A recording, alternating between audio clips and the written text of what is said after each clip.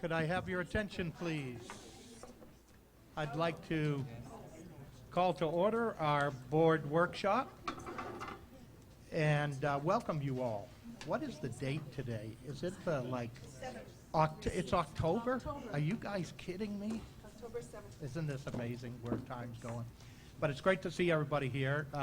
Especially excited about this this presentation. I did get to participate in some of the trainings, the first one and then the one that we had at Middle College High School just for a little bit of time, and it was absolutely fabulous. These people run a really great meeting, and I don't want to take up too much time of their meeting because we got to end, by the way, at 5:15 because we're going to go into closed session at 5:15.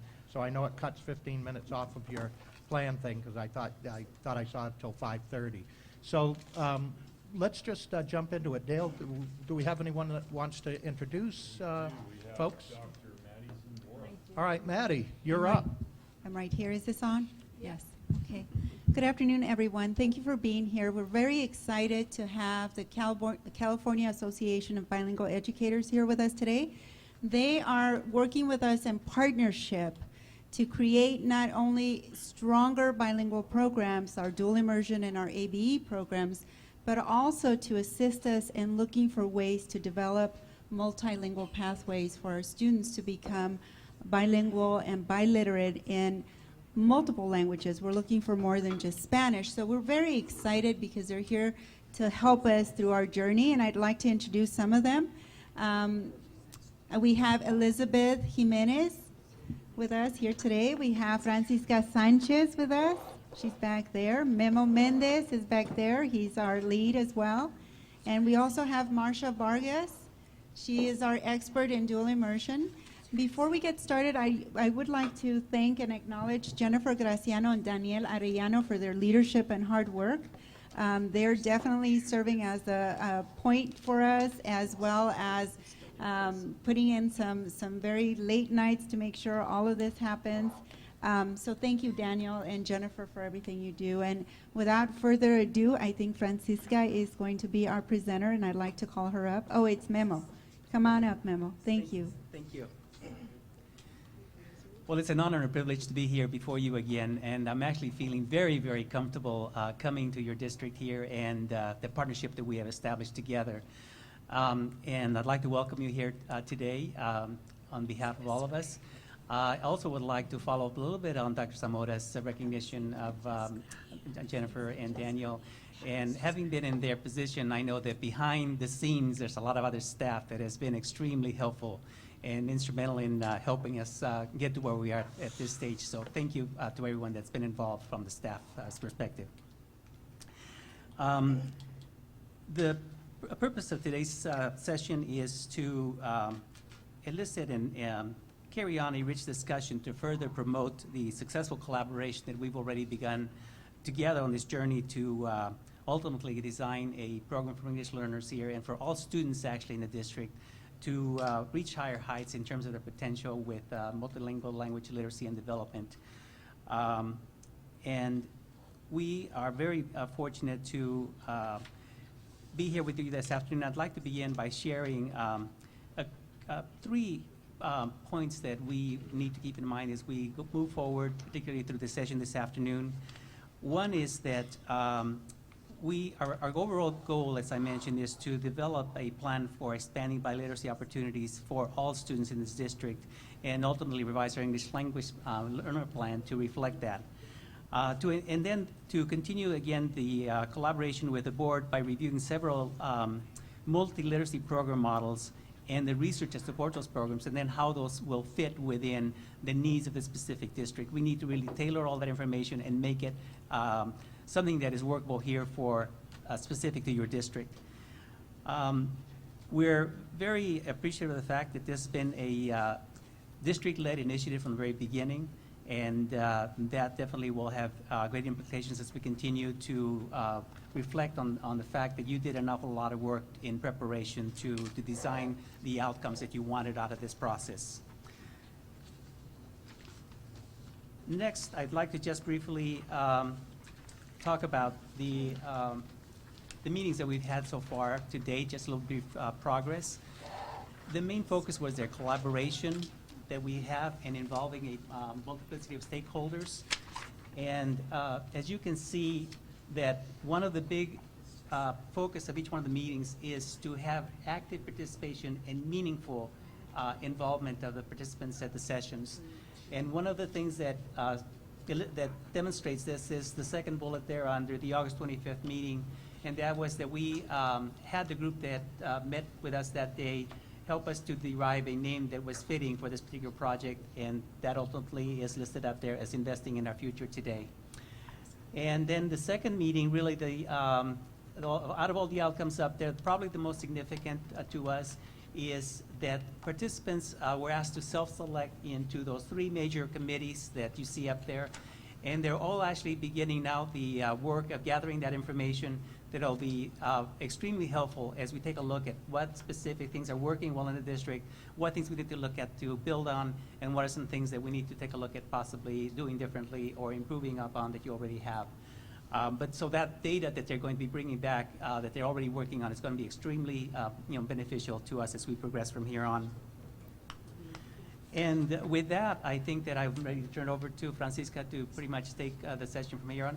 Again, this is we would like to have you and encourage you to ask questions, make comments, observations, reflections at any point, because anything you provide for us throughout this session and the future opportunities will continue to, again, make sure that we're all heading in the right direction and that the outcome is the best possible document that we can put out. I would probably not encourage this group to actually interrupt you You during already those did. presentations. Yeah, I know, You already I did. I know, already that moved was a my big microphone. mistake. I actually was going to say, because I went today with Ms. Richardson, and she gave all the data information that we're looking at, the research questions, which is great, because that was, you have to come as part of this board, as part of that committee or that group, has to look at non-judgmental, because we're bringing all the information together, and from there on, we're going to pass it. So this is really good, because we've already started working on that, so this is really great. Well, thank you so much. And thank you, Mr. Gallo. As a board member, I should know better because we're the same way. Well, good afternoon, everyone. It's a pleasure to be with you today. In this part of the session, we're really going to be exploring 2 main aspects of the initiative. We're going to be looking at enriched education program models, and we want to make sure that what we look at are models that are aligned to the vision behind this initiative. And we also want to look at some key research findings that support those program models. And in order to do that, I want to provide a little bit of context by sharing some of the basics of the initiative. Now, as Memo said, while I'm obviously presenting some information to you, we do want to make sure that you're able to ask your questions, to make comments, to reflect on this information. And so, you know, if you want to wait until we finish each of the 3 parts, that's fine. But if there's a burning question, certainly feel free to jump in. I've worked with enough boards to know you can do what you want anyway on those questions. It is helpful sometimes to have a couple of overarching guiding questions that can thread through this type of a multi-layered conversation. So you might think about things like, what can we learn from the research, from best practice, and from our own self-reflection that we can then turn around and utilize in this large-scale expansion of San Bernardino's biliteracy and multiliteracy programs? What are the implications of these most powerful program models and the research that supports them for the work that we want to do here in San Bernardino? And what types of programs and services can we offer as part of this initiative in order to achieve this goal of making available to every student the opportunity for language learning and multiliteracy? So sort of keeping those types of questions in mind, then, let's take a look at the initiative itself. Now, we're in the initial stages, so we don't have it fully fleshed out, but we do know some things. And the first thing that we know is that the focus of this initiative is on designing and implementing a district multilingual initiative that provides a pathway, and perhaps a multifaceted pathway, to engaging all of our students in high-level multilingual learning opportunities that prepare them for success in this global 21st century environment, which is their environment. This initiative is going to allow San Bernardino City Unified School District to really respond in a very strategic way to this challenge before us, which is that in today's world, being bilingually proficient at near native-like levels is an absolute essential. In fact, it's the bare minimum, because around the world, other countries are routinely schooling their children as high-level multilinguals. They're not even talking about bilingualism now. 3, 4, 5, 6 languages where the young people can actually perform at professional levels in those languages. And one of those languages is always English. So when the whole world knows English, knowing only English is no longer a strategic advantage. We have to be able to help our children develop that competitive advantage. Our students are going to be required to interact positively with people from all cultures and all walks of life. They're going to need to be multiculturally competent as well. And they're going to need to be able to learn, create, and use multiple media, technologies, and literacies, again, at very high levels of competency. So this is really an opportunity for this district to build leaders for innovation, to be able to draw on the collective strengths and resources that already exist in the community, and use those to design and implement what I believe promises to be a national model of excellence. And it would be great for San Bernardino to be the national model for this country. We can turn around some of the existing perceptions. So this is really the logical next step. Some time ago, San Bernardino City declared itself a bilingual district. This is the logical next step, because we're going to be showing, we're going to be modeling for the world what it means to prepare citizens for a multilingual world. As part of this plan, then, we want to make sure that we address the educational success of English learners as an integral part and in a comprehensive manner, in a way that builds on their languages, their cultures, their lived experiences, their skills and resources, so that we can graduate them college, career, and 21st century ready. And the plan that we developed this year for this initiative will really guide the implementation efforts over the next several years. This will be like the implementation blueprint that all of us will be working from. And of course, as a fundamental approach, what we're saying is that we want to make sure that from the beginning, we include a diverse group of stakeholders in this process. We want to engage people in our community so that in fact we strengthen our relationships with and to each other, and that we, as a result, get deep ownership of this initiative and the results that come from it.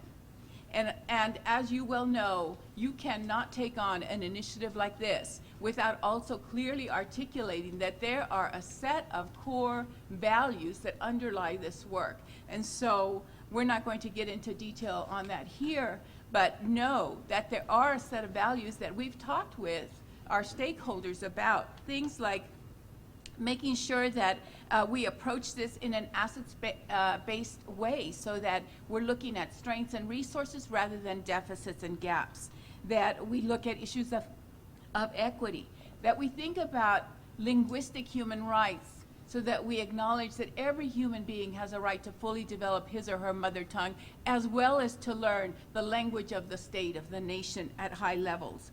Multilingualism itself as not just an individual benefit, but as something that benefits our families and communities. And of course, this issue of relationships, that we want to make sure we have relationships that are based on trust and common purpose, so that in fact everyone engaged in this work is empowered. With all of this as the context then, what we'd like to do is introduce you to several, what we're calling enriched education program models that do respond to the initiative's purpose and underlying values as we understand them. And you can also think of this enriched education model as dual language education. We're using those two terms synonymously, but I do want to say that there's a distinction between dual language education and two-way or dual immersion programs. So dual immersion programs, two-way programs are one type of dual language education, but they're not the only type. In identifying these program models that we're going to share with you today, we wanted to work from a base of some foundational research findings. And so I'm going to mention 4 things to you that are overarching. And again, if you want to learn more about any one of these, we'd be happy to talk with you about these. The first of all is that additive environments benefit all students. Many of you are familiar with the concept of subtractive bilingualism and additive bilingualism. Subtractive bilingualism is when you use a second language so that you can get rid of the first. And we have some programs that do that. That's not where we want to go. We want to have additive environments where children are never in danger of losing their home language. They're always adding to that so that they have a broader, richer repertoire. And one of the things we know is that for language minority students, the second language, in this case English, is best acquired when the first language is well established. And so we want to be able to focus on that. The second thing that we know is that knowledge that's acquired in one language facilitates learning in a second language and a third and a fourth. So that in some cases we actually have direct transfer of knowledge and information. We want to keep that in mind. The third thing that's an overarching concept for us is that students benefit in multiple and life-changing ways when they add languages to their repertoire. It changes their brains. It physically, literally changes their brains. It changes the sorts of possibilities they have, the relationships they have. Those benefits don't accrue just to the individual students. They accrue to families and they accrue to our communities, and they change the way that we're able to relate to each other across all of those differences that make a difference. And the fourth overarching concept is that theoretically sound multilingual education is possible even in the most resource-scarce conditions. And so we can talk more about that. So here we go. Here's what we're talking about when we talk about enriched education or dual language education. First of all, we focus on multilingualism and multiliteracy. We expect our students to develop high levels of proficiency, including literacy in the home language, the language of the state, the national language, in our case that's English, and in a second or third world language. So it goes beyond just sheer bilingualism. Second, we focus on academic achievement. We expect students to demonstrate high intellectual performance in and through 2 or more languages, and to graduate college, career, and 21st century ready. And third, multiculturalism. We expect our students to demonstrate positive cross-cultural attitudes and behaviors, and to be able to exhibit these at very high levels, including things that are sort of encompassed in that, like motivation, initiative, self-esteem, self-confidence, effort optimism, all of these things. In enriched education or dual language education, whichever terminology you like, everyone learns the target or minority language, including developing high levels of literacy. And in the elementary grades, what this looks like is that students spend anywhere from 50 to 90% of their time in that target language. Now, mostly in a community like this, that language might be Spanish, but it's certainly possible to have other languages as well, and many other communities do. At the secondary grades, we're asking that students spend a minimum of 2 core academic classes conducted in that language. Everyone also learns the national language. In our case, it's English. And again, we mean developing high levels of literacy. In the elementary grade, students are going to spend a minimum of 10% up to 50% of their time in that language. And at the secondary grades, again, 2 academic classes at minimum conducted in that language. And then, and this is the sort of new part, I think, to a lot of the ways we've thought about this in the past. We also say that everyone learns a third language, a third language that's common in the world. Often, what people do is use something like the arts for this language. And we have some examples of that. And in the elementary grades, students are spending 10% of their day in this language. And in the secondary grades, they're able to take at least one class in that.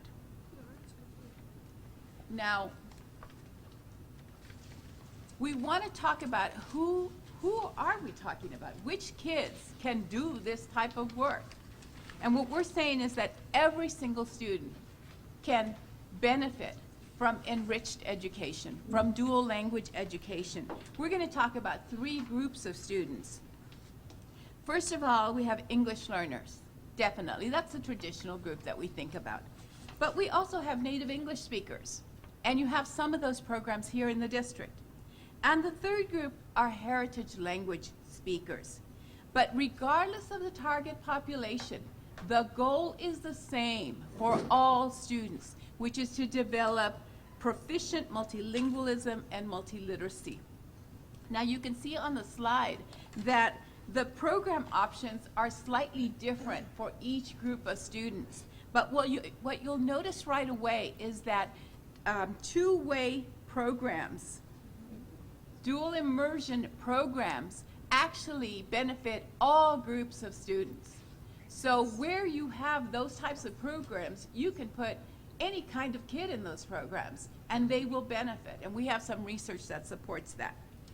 If you have, depending on your population breakout, that may not be possible everywhere. And so you'll want to look specifically. For example, if you have lots of heritage language speakers, then maybe you're going to look at things like heritage language programs. If you have lots of English learners, maybe you're also going to have to look at what's called developmental bilingual education. These are things that are also known as a one-way programs, maintenance, late exit programs. And this is the terminology that's used in the research. So it may be a little bit different, but we can work on that. It's important to note, I think for your purposes and your decision making, that every single one of these programs that's listed on this slide exists already in some form somewhere in San Bernardino City. You already have all of these programs. The issue will be whether you want to emphasize certain programs, whether you want to expand others, whether you want to ramp up the quality of programs, make them more consistent across schools and those types of things. But it's not like you have to bring something totally new into the district. You can build on what you already have. So that's what I wanted to share with you about program models. I have some information I'd love to share with you about the research that actually supports these programs, because we didn't just, draw these out of a hat. We didn't make them up. They're well-established programs across the world, and there's a very, very robust evidence data research that supports these and that makes some pretty, what to some of us seem like pretty outrageous claims about their efficacy, but that should be exciting news to all of you.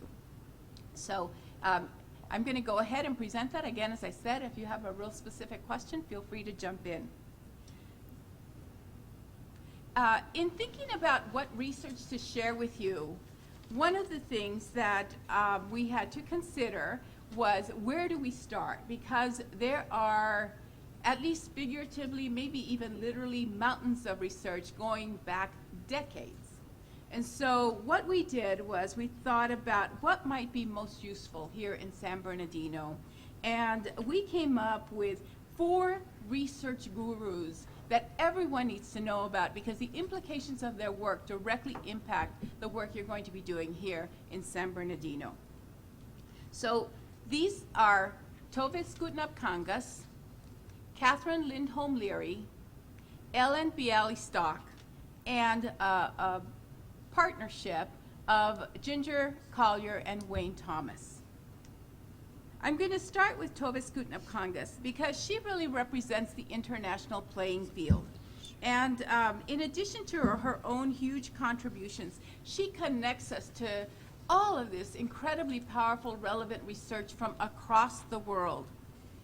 Catherine Lindholm Leary is a little bit closer to home. She's done a huge amount of work here in California on two-way programs. Ellen Bialystock I included because she's not really primarily an education researcher. She's a cognitive neuroscientist. And we know that neuroscience is big, you know, in the news right now. And so she brings a slightly different perspective to us. And finally, I included Virginia Collier and Wayne Thomas because they have been tireless in their very large-scale national research projects that tell us a lot about the impact of program choice on student achievement. So I'm going to start just with Tovis Skutnap-Kangas, because one of the things that she's known for is for insisting that we respect the research. Lots of times we say we're data-driven, except when we come to certain issues. And she say, no, the research is there, it's solid, we need to respect it. And so she's done various analyses of many, hundreds and hundreds of studies. And here are some of the things that she finds. She says that strong multilingual programs are significantly more effective in enhancing learners' outcomes and academic achievement than their monolingual counterparts. Okay, right away, that's powerful for the sorts of decisions we make. She also says from the research that the most effective way of guaranteeing children quality education and of being able to sustain their development over time is to provide strong models of multilingual education, including mother tongue instruction for language minority students. She tells us that the best educational models are those that integrate additional languages into programs that continually foster the development of children's multiple literacies. She also says that students using 3 languages in school had higher achievement across the curriculum than those using 2 languages. This is important for how we roll out our programs. And I have to tell you that the opposition to working with 3 languages rather than 2 is almost always from the adults in the system. The kids absolutely can handle it. They shine at this work. And Francisca, I have a quick question. Sure. Is there an age applicability in this, i.e., the earlier you start this, the more prevalent that you have in People those? at all ages have the ability to acquire languages.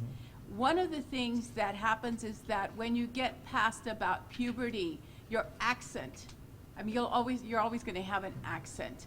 But the older children actually are able to acquire languages very well because they've got the cognitive skills to be able to do that. So at a metacognitive level, they're able to function very well. Obviously, we want to give our students the most comprehensive experience. So if we get them when they're little and we have them here, why not start there, right? It gives them more years of time in being able to develop higher levels of proficiency. You know, as you're speaking, I'm thinking about our career pathways in health and our partnership with Loma Linda University and all the different health careers that we have. And of course, Spanish would be one of the languages, but we have so many immigrant peoples in need of health. You know, it would be great for the kids to learn Tagalog as well, or to, Mandarin Chinese, or whatever language we have in our surrounding area. I just think it would be incredible, to incorporate, as we move along in our pathways, It's powerful for children and for the communities. Right. And I have to tell you that there are places that offer kids, in addition to English and Spanish, everyone learns English and Spanish, and then kids have an option of 4 or 5 other languages. Right. And they go into language families and they continue that across their K-12 career. It's great. The final point I want to make from Tove's work is that she found evidence, a great deal of evidence, to show that 8 years of additive language education is more beneficial to students than 6 or 4. Now that seems very commonsensical, doesn't it? And yet, in reality, when we look at programs, we find so many programs that give kids a few years and then transition them out. Our second guru, and I'm not going to have a bunch of slides for this, I just want to mention a few things. Catherine Lindholm Leary. Probably the biggest takeaway from her work is that she found that English learners participating in 2-way programs in elementary school and who are now in middle school scored significantly higher than both English learners statewide and English-only students.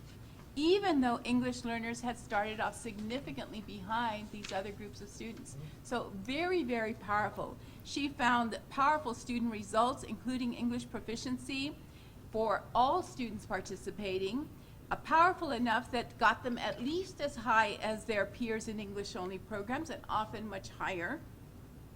And she found as well that they were able to sustain these gains over time.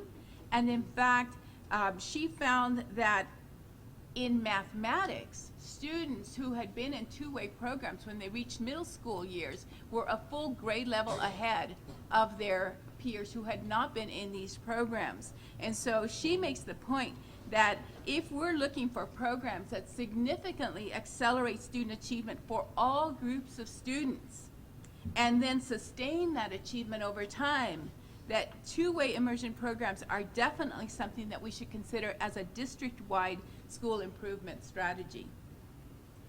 Ellen Bialystok, I'll just say two things about her. One is that she found that bilinguals are better than monolinguals at multitasking, so you can make what you want of that. The other more interesting finding is that she found that that normally aging bilinguals had better cognitive functioning than normally aging monolinguals. And this is related to things like Alzheimer's. So the onset of Alzheimer's can be delayed 4 to 5 years just by being bilingual. That, for those of us who are getting up in years, that's important to us, right? I think the bottom line for her research is that bilingualism and multilingualism goes beyond just an academic issue, that it actually impacts our quality of life. Now, the last research duo that I'm going to talk to you about, these are two people who've been doing this research for many, many years, Ginger Collier and Wayne Thomas. Their research is groundbreaking. They have been able to confirm with empirical evidence that programs do matter, and that different programs have very different impacts on student achievement. This is the famous Collier and Thomas chart. Any of us who've worked in bilingual education have shown this chart in any number of professional development sessions.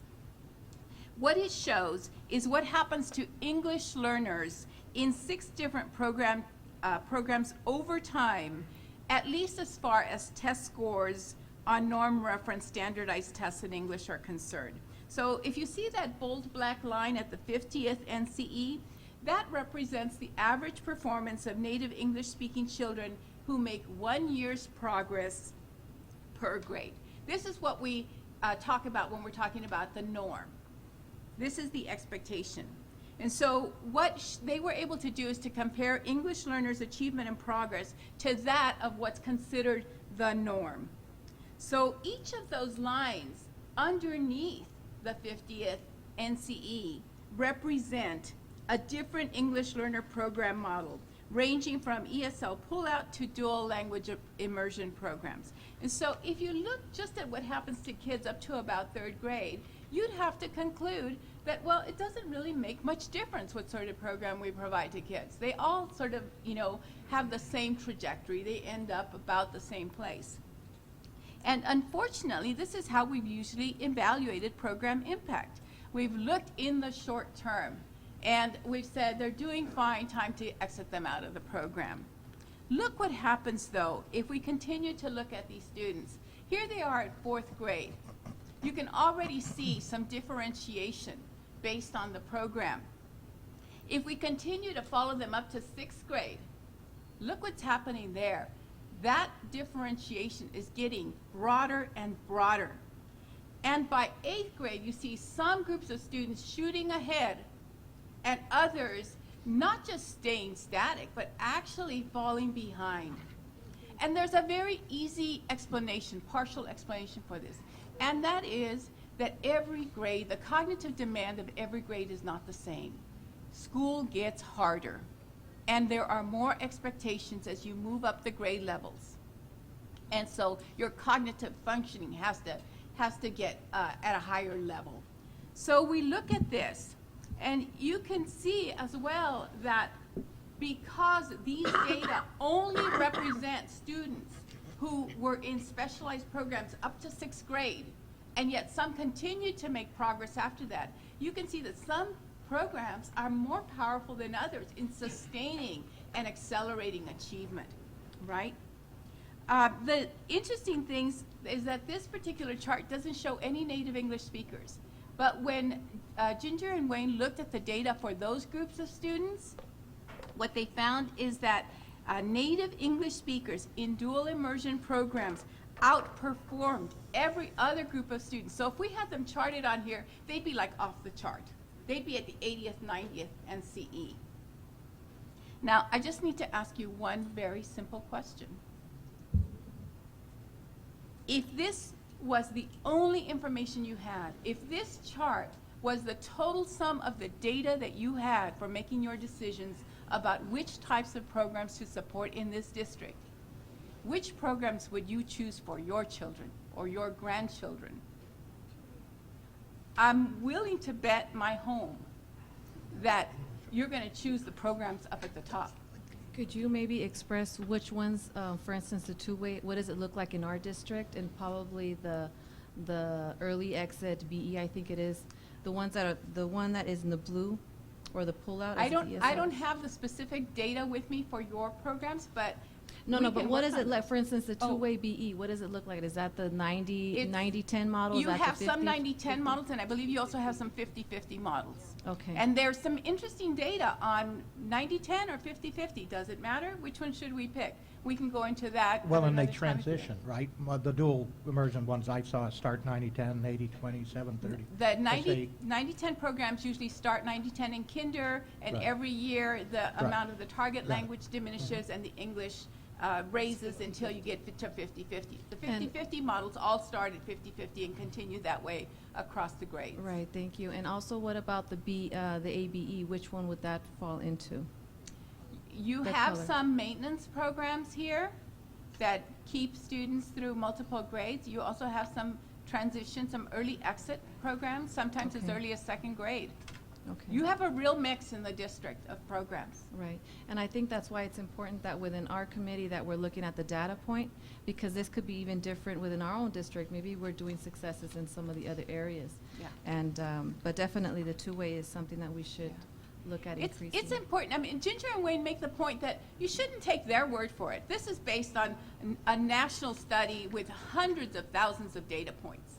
But they say, don't take our word for it. Use your own data. Recreate this chart with your own data. The caution is that you can't do it based just on the program title. You actually have to know what's happening in those programs, because there are some programs that we call, maintenance programs, late exit programs, and yet the kids are transitioning out by second or third grade. You have to actually know what's happening with the kids. Okay. The other point I want to make about Ginger and Wayne's work is that they've also done a tremendous amount of work on looking at how quickly different programs will close the gap. So if we have kids, for example, here, who are starting at the 20th NCE, and we want to get them to the 50th NCE, which programs can do that? And how quickly will they do it? And how much time do kids have to be in those programs in order to be able to do it?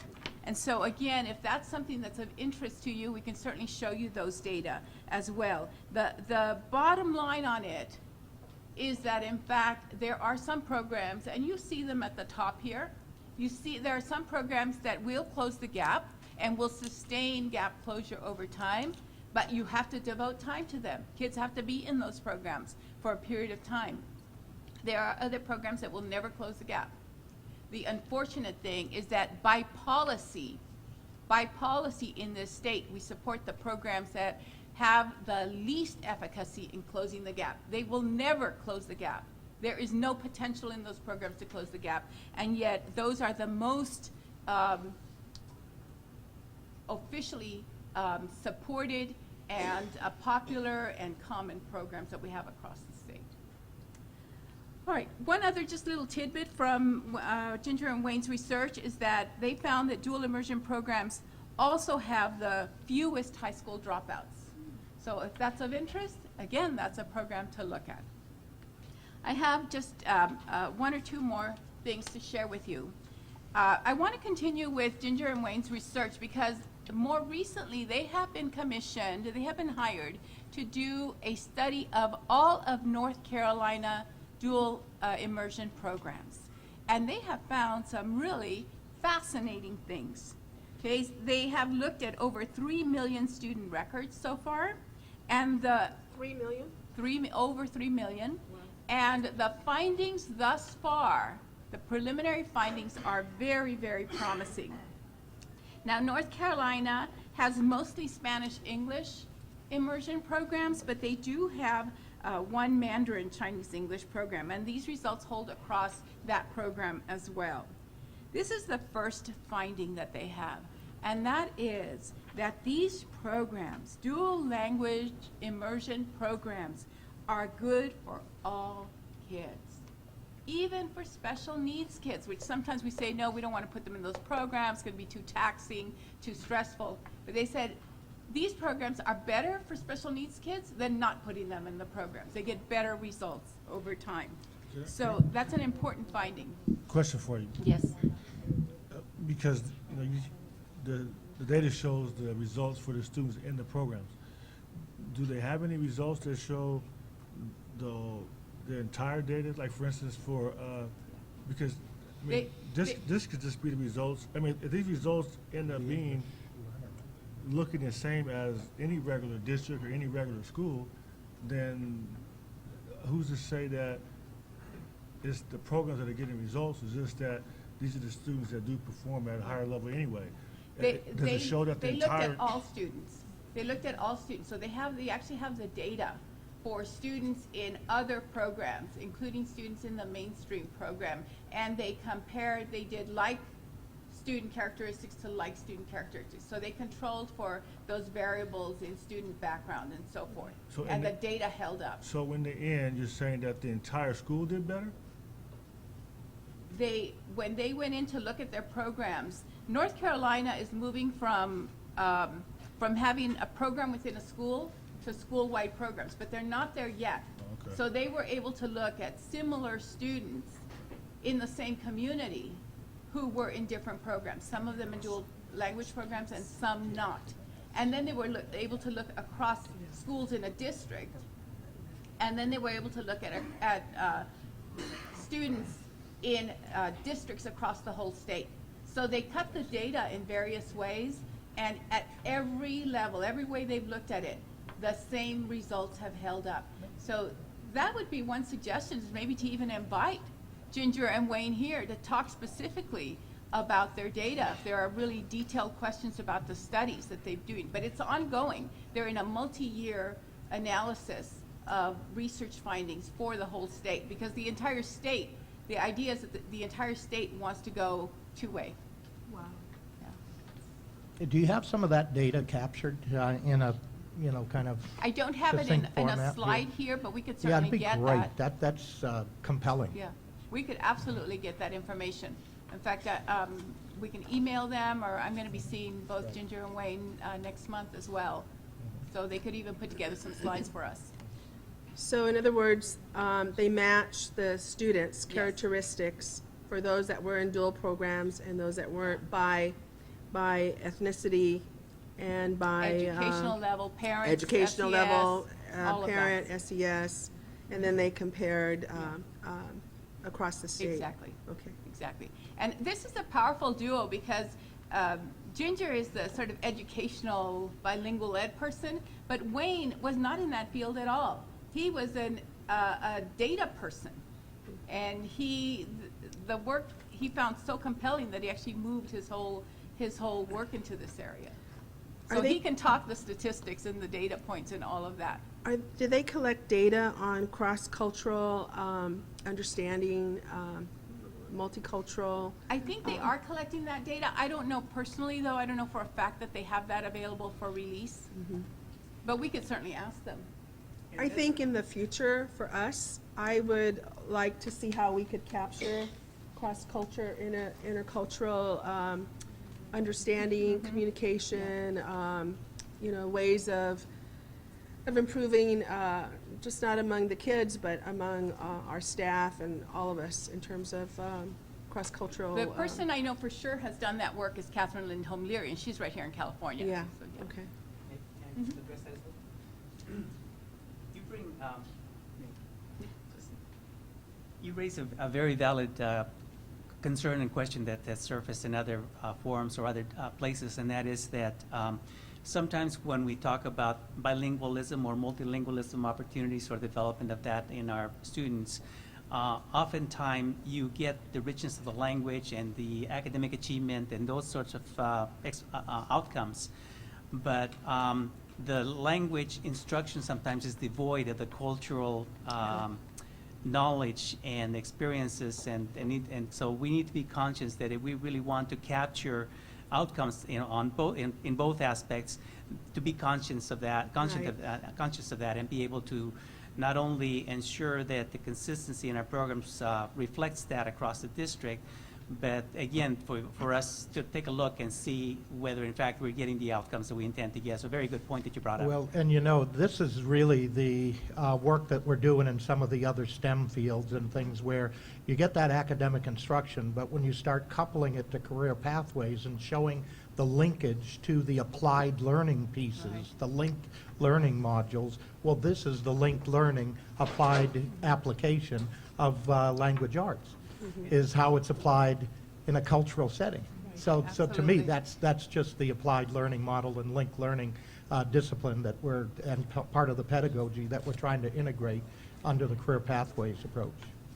And the beauty of this is that, again, you can capitalize on your student population and build on the cultures that the students already and the families already built into the classrooms. And I saw some of that reflected in the work that you've initiated with the African American, project.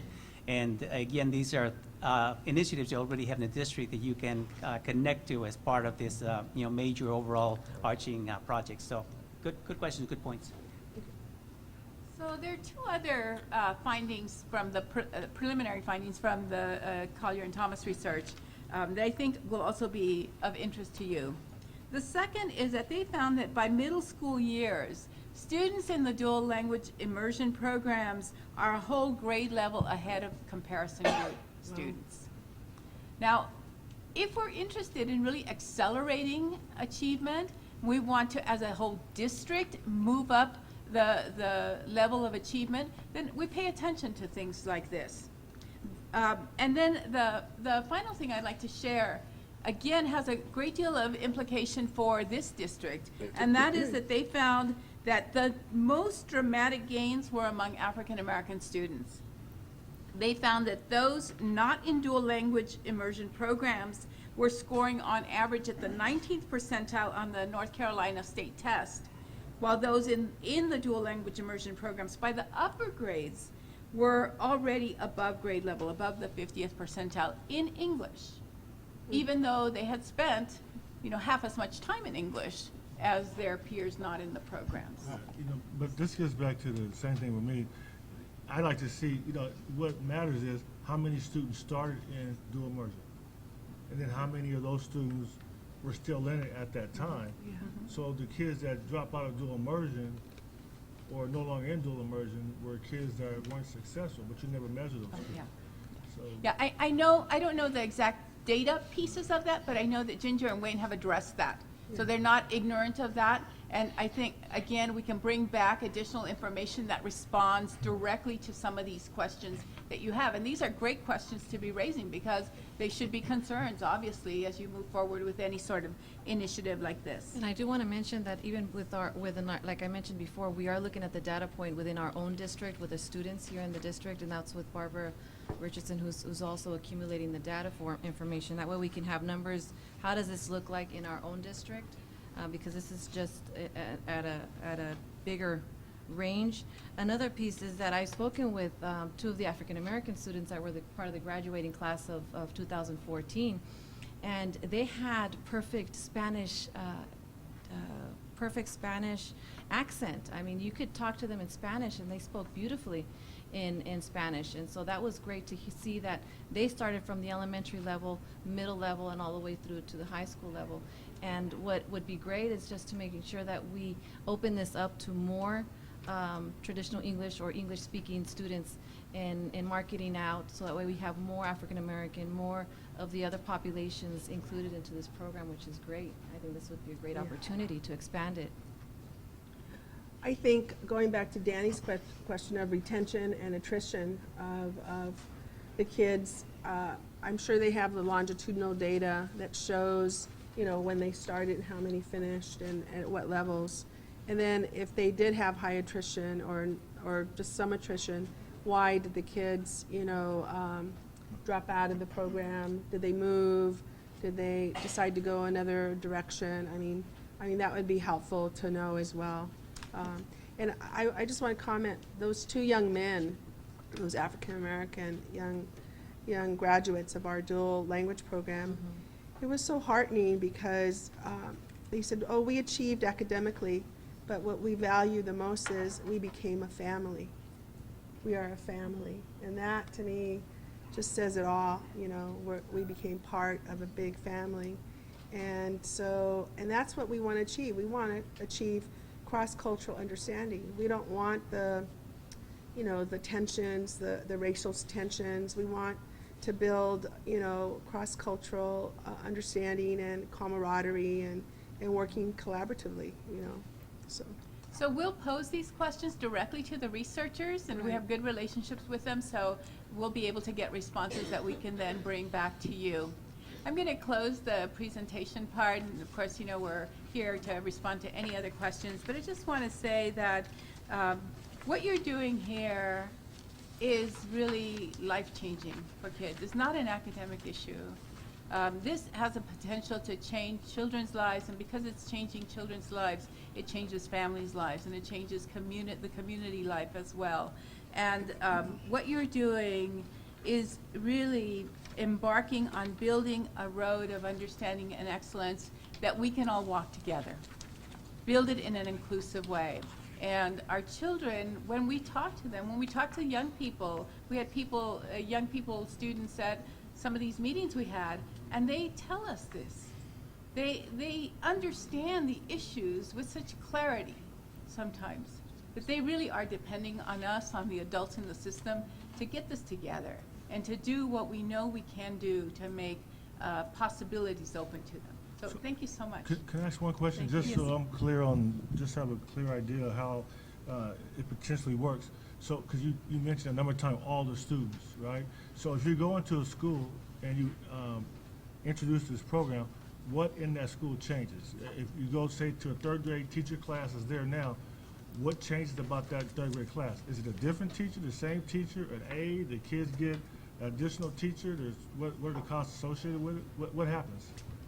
That's the work that we're undertaking this year with the stakeholder groups, to actually look at what currently exists, look at the research, be guided by that research and the data to make recommendations to you about what should change and on what timeline. So that, at the end of this year, you'll have a set of recommendations which will address specifically things like, you know, what will the classrooms look like? Who will be teaching what sorts of teachers do we need to hire if we're going to do this? How do we support existing teachers? You know, all of those are questions that are still open for conversation. And that's what your three teams of stakeholders are going to be investigating this year.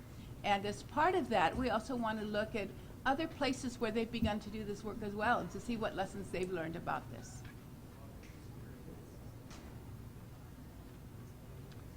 Great. Memo, do you want to close it up, and then we'll open for, you know, questions for anyone? Yes, just here? a final comment, and that is that in relation to those two young gentlemen that you alluded to, we saw a perfect example of that as well, a testimonial at our meeting on the 23rd, I think it was. So you're absolutely right. You've already begun that process of making those changes in those lives, and this is just expanding on what you already initiated here. So we've a good future ahead of us, and we're looking forward to continuing down this journey with you, and appreciate the time here this afternoon that we've spent with you.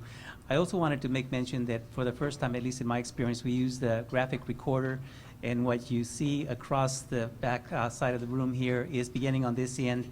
The opening stages of the meeting, so the outcomes that we set up for the meeting, the beginning of the meeting, and then each one of the processes throughout the meeting, culminating in the final activity that we had for the day. So if you want to have a little bit of time at the end of the meeting, the formal meeting here before the next meeting, and have an opportunity to see those, we welcome you. We invite you to go ahead and take a look at those. Thank you so much for, again, allowing us this opportunity for you to be here with you today. Any other questions? We'll be happy to continue. Hi, I'm Elizabeth Jimenez, and I wanted to try to answer also the question that was raised about the specifics of different programs. You do have a number of these programs already in your district, but when it comes to trying to get your head around all of the specifics, what we've done is we put together a matrix that we put into your material for this evening, and that matrix lays out a whole lot of different types of models and programs that exist out in the world around us. We tried to capture in there which ones require some special permissions from English learner parents, and others that might be open to all students in a more recreational way, for example, in an after-school program or in a heritage language setting. So as we work through this with your community and your district, these are just the many types of programs that are out there, and we're very, very happy to bring more information either from other districts, from the research literature, from our own experts, and you really have a great deal of expertise within your own district that we're delighted to be a part of. So you might want to check out the matrix just to see what exists and how they compare. This is not exhaustive, but it at least give you an idea of some of the different possibilities. Yeah, and We're I not mean- saying we recommend all of these. We're just saying that you'll hear people talk about some of these and how do they compare. Right, and it'd be nice to know, say, you know, as one academic instructional strategy doesn't work for all students, I'm sure these kinds of instructional strategies have their Right. place within certain demographics. We've So- tried to lay out also that every one of these brings with them staffing considerations and materials and costs and trade-offs. And yet, as you look at the big picture, which is the goal that you're trying to achieve academically, those trade-offs, they have to be discussed and they have to be decided, but we want to be a part of laying that out for you, for your consideration. There will be schools and portions of your district or community where you may have a wide variety of languages that are spoken, and then other places where there's really just one language community. So there are different options that are better in those settings. Also, some parents who may be reluctant. And by beginning with a process like was mentioned by Francisca, of having, say, an after-school program where your entire softball program is done in the other language. It's very non-threatening, it's low anxiety, it's a lot of fun, but the kids are still acquiring some language and becoming accustomed to that. So there are lots and lots of ways to expand what you're doing. Those will not get you those final biliteracy results that we talked about, but it is a way of opening doors and helping students and families to become more comfortable and familiar and move forward. And these models are not what we have in the district. These are just models. No, you have many of these in your Okay. district. You have a two-way immersion program. Right, You have okay. your ABE program. But what we tried to do is give you an idea of how do they compare and contrast, and then are there some others? Like I mentioned, the FLES program is not one that you may have widely in your district. It means foreign language in the elementary school. It's a very old term because nowadays we talk about world languages. But in answer to a question about this, districts like Portland Public Schools, which is a large district like your own, that have been doing this for 25 years, that have dual immersion programs, but they have FLES programs in Russian, in Farsi, in Mandarin Chinese, and in Spanish, where kids can be exposed to the language, learn some of it, so that when they go to high school, they don't have an English accent. They can Right. actually, English accent, that doesn't sound right. American English accent. The accent, yes. Sure. And they have some understanding of language and culture. Can I just, I really want to thank our guests for being here. This is exciting work for us, for our kids. It really brings in new opportunities. I think that the strength of this process is that it is engaging our community. We have huge groups of people from parents to teachers, principals, district staff. And what we're looking at is first to see the great things that we're doing and how do we strengthen those. And then how do we go from there and create other opportunities for our students to become multilingual and multiliterate. So it's an exciting venture. I see it as something that will bring a lot of opportunities for our kids, and it's being led by experts in the field. So thank you so much for being here. Elizabeth, Memo, Francisca, and I just saw Jan Correa walk in, and Marcia, of course. They're going to be with us for a while, and they're definitely engaging the people that are affected by the decisions in this process. So thank you, everyone. And we'd like to see if there are any other questions. I know we're getting ready for our board meeting. I also like to acknowledge our superintendent, Dr. Marston, for bringing this topic to the table. It was one of our first discussions last year with Jan, and it's come to life. So very exciting, and thank you so much for doing this. It's my pleasure, and I think about the implications of this work when we finally have the outcomes we're all anticipating. And you know, what I envision is our students, when they apply for jobs, and there's maybe one job opening, 9 kids apply, they're all of equal skill sets, yet one of our kids has 2 languages, well, they get to go to the front of the line. And so what we're really trying to do is create an opportunity where our young people have the ability to have a competitive advantage in the workplace. And so we're very grateful for this work. We know it's not easy work to do, and there are costs involved, as we understand, and we'll work on, can't do everything we want, but we can be selective about what we do and how we do it, and that's really the goal here. So thank you so much. The leadership we have is evidenced by your work and report to date, and the work that I spent the day with you on just as evidence of the quality that CABE brings to this dialogue. So we're very grateful for this opportunity. Thank you. So any further comments, questions from anybody? Margaret, Dr. Hill. Okay. and then Thank Barbara. you. And Francesca, I just want to say it's so good seeing you. We worked together for county schools for a while, and it was a wonderful relationship. And appreciate the presentation. I think it's good for our kids. And I guess the thing I want to know, when you make your next presentation, where would that benchmark be? What can we expect, you know, at your next presentation? And will that be before the end of this academic year? Or when will we gather Yes. at the cross again for the So the rest of the good news? We have several meetings set up. The next meeting is at the end of October.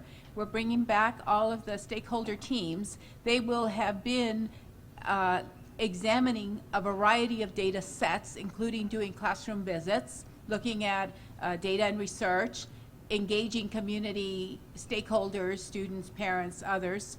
And so they're going to be bringing their findings, their observations to the meeting in October, where they're going to be doing analyses of those to identify patterns and trends in the data. They will use those patterns and trends at their next meeting in November to actually begin to come up with recommendations for what needs to be included in the plan and some idea of what they see as the priorities for the district. And so once we have all of that, we're going to put together a first draft of the plan, and that will go back to the stakeholder group for review and further input.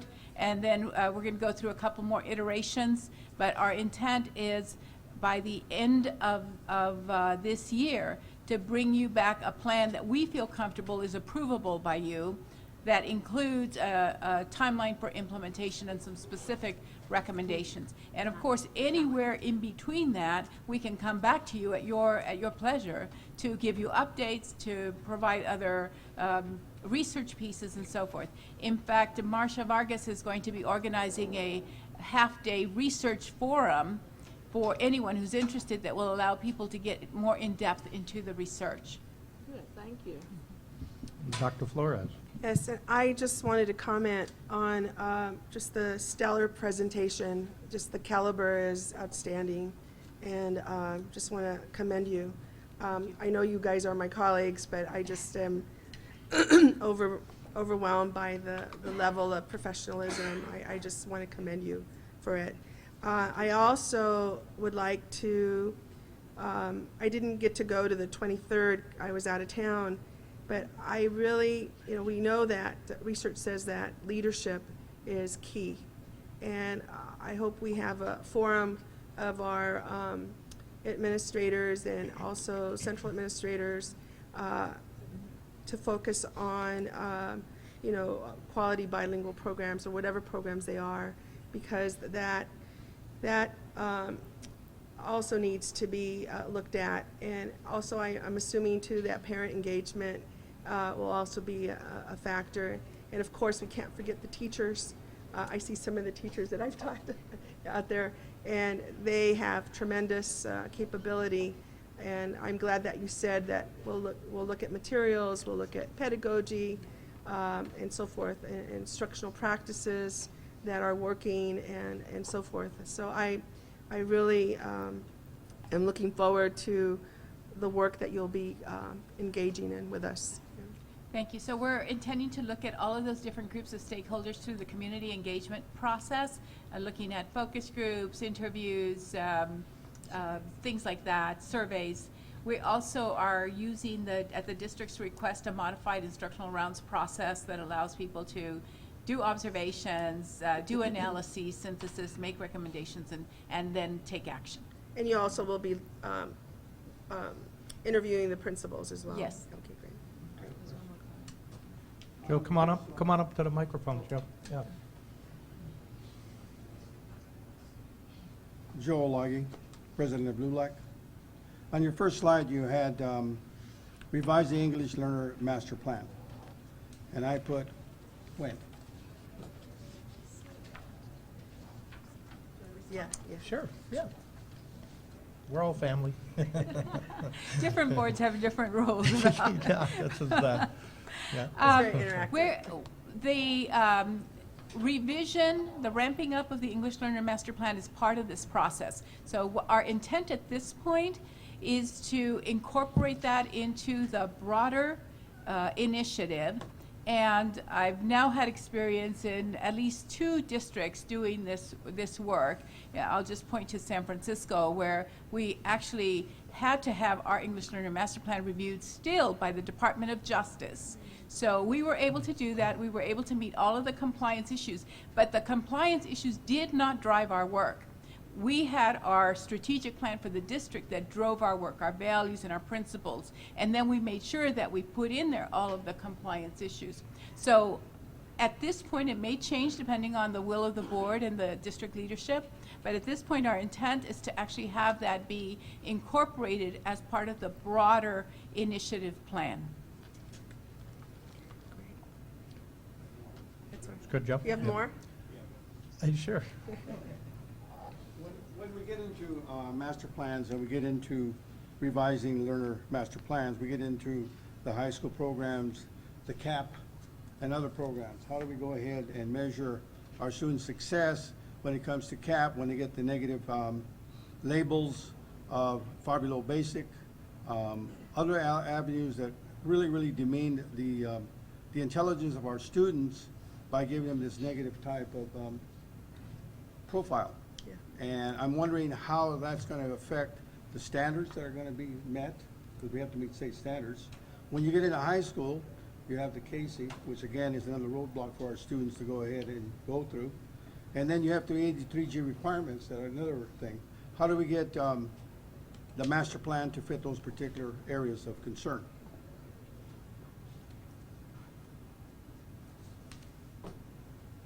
Those are all considerations that will be taken into account in the design of the plan. We intend to address all of those issues. Of course, we have a new set of standards. The very fortunate thing is that this work that we're embarking on actually is much more responsive to the new standards. The new assessments are much more likely to to be accessible to our students if we're doing this type of work. So I think it's all for the good. We are also banking on the fact that everywhere where there are programs of this type, students do extremely well. These are not issues for those students. So we just have to make sure that in the design, we take all of this into account. But I think it's not, ultimately, it's not going to be a terribly difficult issue. The implementation piece, of course, always is problematic, right? But it's, in terms of the design piece, we can certainly build all of this into it, and we will.